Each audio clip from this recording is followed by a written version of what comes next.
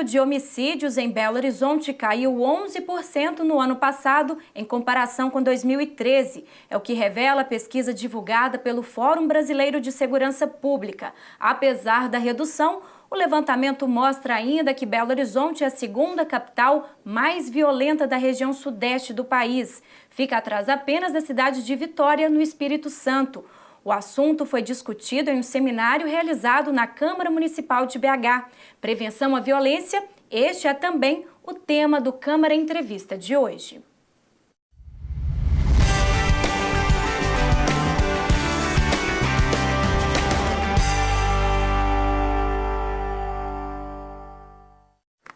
No ano passado, o Brasil registrou o maior número de mortes violentas e intencionais em 7 anos. Foram mais de 58 mil casos. A maior parte das vítimas são jovens, pobres e negros, moradores de áreas vulneráveis. E apenas 8% desses crimes são esclarecidos.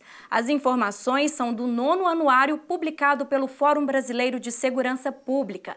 Para comentar esses dados, eu recebo no estúdio o especialista em segurança pública, Robson Sávio Reis Souza. Robson, obrigada pela presença, pela participação. Esse dado que eu apresentei na abertura do bloco, ele assusta mesmo, né? 58.559 pessoas foram mortas no país no ano passado, né? É alarmante. É alarmante porque reflete a situação caótica da segurança pública no nosso país. Hoje, em números absolutos, onde mais se mata no mundo é no Brasil. Né? A cada 2 décadas, por exemplo, são mortas 1 milhão de pessoas no nosso país. Né? E mais sério, né? Apesar dos números tão redundantes, tão, digamos assim, assustadores, parece que é um clima de normalidade, que é uma coisa normal, que é isso mesmo que tem que acontecer. Mas um dos dados que mostra, digamos assim, essa espécie de normalidade é porque os homicídios eles têm um perfil muito específico. Eles são, as maiores vítimas, então, são as pessoas pobres, os negros, aqueles jovens na faixa etária entre 14 a 29 anos, muitas vezes segmentos da população que não tem nenhum, digamos assim, campo, possibilidade de vocalização e que são muito invisibilizados, inclusive pela mídia, que não tem muito interesse de mostrar esse tipo de vitimização. Ou seja, em certa medida, há um genocídio da juventude negra no Brasil nos últimos anos e parece que isso não é um fator de causar algum tipo de comoção nacional em tempo de paneladas, digamos assim. Estão tranquilas com isso, né? Não existe um alarme, uma preocupação em torno desse assunto. Esse perfil, então, ele é bem definido? São essas pessoas mesmo, negros, pobres, em áreas de vulnerabilidade social? Então, acho que você, na sua opinião, então, é por isso que não existe esse alarme, esse espanto com registros tão alarmantes aí, né? Nós temos, então, 2 grandes características definidoras do perfil de vitimização dos homicídios no Brasil. Um é o extrato socioeconômico. Então, geralmente, são aquelas pessoas das classes mais pobres, onde existe menos presença de proteção do Estado nesses locais, através de mecanismos e de políticas de prevenção, mesmo de repressão. Nós temos um problema histórico de seletividade da justiça, que para a punição desse tipo de crime há uma morosidade imensa e o grau de efetividade da punição chega a 8%, ou seja, quase que é um incentivo para a matança no Brasil. Então tem esse perfil que eu chamaria de perfil socioeconômico. Mas nós temos um outro perfil étnico-racial. A maioria são negros e são jovens. Muitos deles envolvidos em atividades relacionadas ao tráfico de drogas. Isso é um fator de vitimização bastante grande, mas é importante deixar claro também que alguma coisa em torno de 30% a 35% dos homicídios totais, ou seja, eu estou falando em torno de 20 mil pessoas, são crimes ocasionados por motivações fúteis, não tem nenhuma outra razão que não o fato de que alguém está armado e numa briga de trânsito, numa briga com o vizinho, numa briga de familiar, numa briga no bar, acaba matando uma terceira pessoa. Aproveitando esse assunto que você abordou de motivos fúteis, recentemente o Congresso retomou essa discussão do Estatuto do Desarmamento, né? A intenção dos parlamentares aí é deixar mais livre, afrouxar um pouco as regras. Você acha que complica a situação do país? Por exemplo, se a população fica mais fácil agora o porte de arma, conseguir comprar uma arma? Olha, esse tipo de medida é uma medida populista, é uma medida que ela não tem nenhuma efetividade em diminuição da criminalidade e da violência, muito ao contrário, ela vai corroborar com o aumento da violência letal no país. E quem diz isso não sou eu. Existe uma série de pesquisas em todo o mundo que faz uma relação muito simples: mais armas, mais crimes. Geralmente o argumento das pessoas é que ter uma arma é um fator de proteção. Todas as pesquisas indicam que ter uma arma é fator de risco. Até mesmo um policial que provavelmente está treinado para o uso de arma, dependendo da situação com arma, ele pode ser mais vitimado do que se ele não tivesse sem armas. Vou dar um exemplo recente. Esse delegado que foi morto em Belo Horizonte algum tempo atrás, com 2 rapazes numa loja de conveniência. Ele estava armado, né, não estava pensando em reagir, foi dominado pelos rapazes que pegaram a arma dele que caiu no chão e ele foi morto.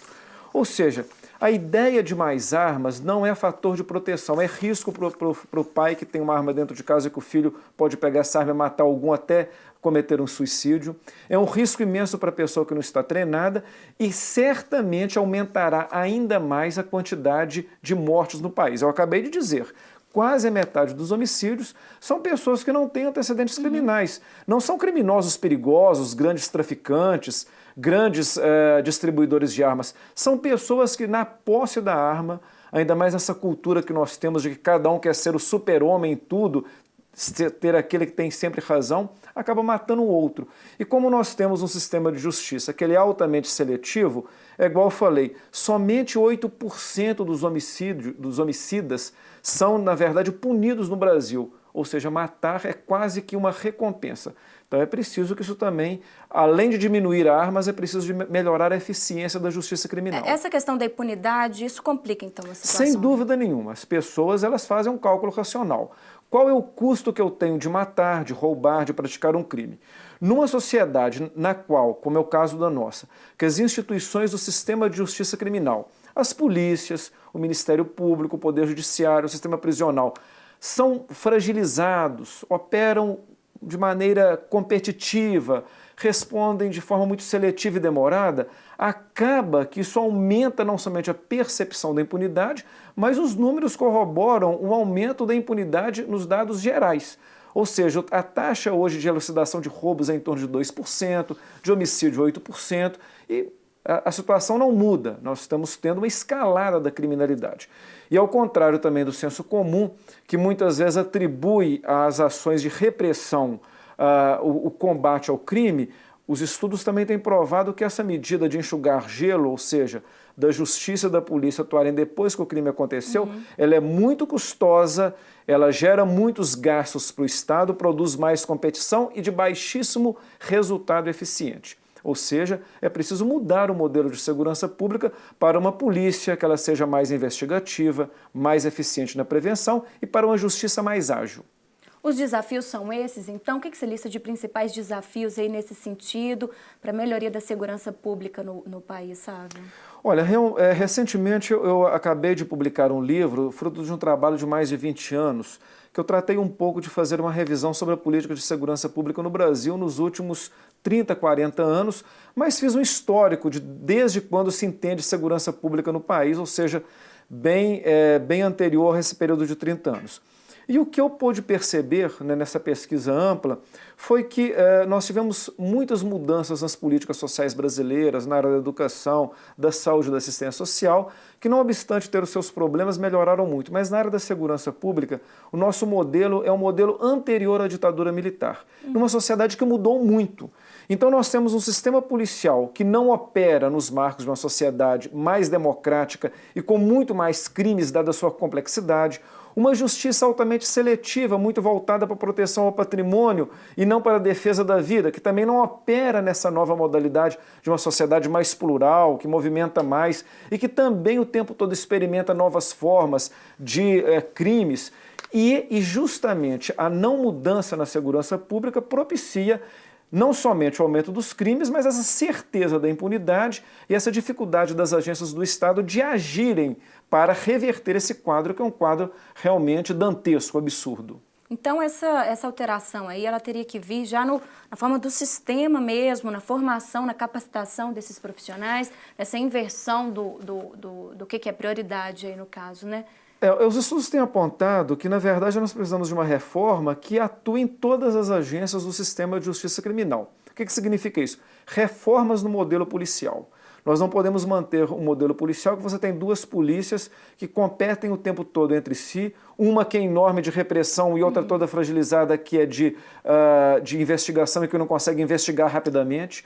Uma justiça altamente seletiva que, na verdade, às vezes é muito mais eficiente quando tem determinados crimes que atende determinados segmentos sociais em detrimento dos outros. Então, a gente precisa de um novo rearranjo nessa estrutura, modernizar a justiça e as nossas polícias para que instituições mais eficientes sinalizem para as pessoas que o Estado funciona, que o Estado pune de forma adequada, ágil e proporcional e desestimular a prática de crimes. É isso que é preciso de ser feito. Só para destacar o que você falou aí, a polícia militar, por exemplo, e a polícia civil deveriam ser mais parceiras, esse trabalho deveria ser mais em conjunto, diferente do que acontece hoje? Foi um dos exemplos que você deu aí.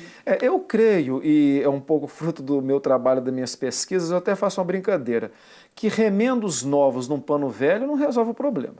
Eu acho que esse modelo de polícia dual, de duas polícias que elas são responsáveis pelo ciclo de forma fragmentada pelo ciclo policial, isso não funciona em lugar nenhum e não funciona bem no Brasil. O que se discute hoje é o que a gente chama de uma polícia de ciclo completo, é uma única polícia que vai atuar ou num determinado espaço geográfico, vamos supor, uma polícia metropolitana, que vai fazer todo o ciclo policial, investigação, polícia ostensiva, polícia repressiva, entregar para a justiça.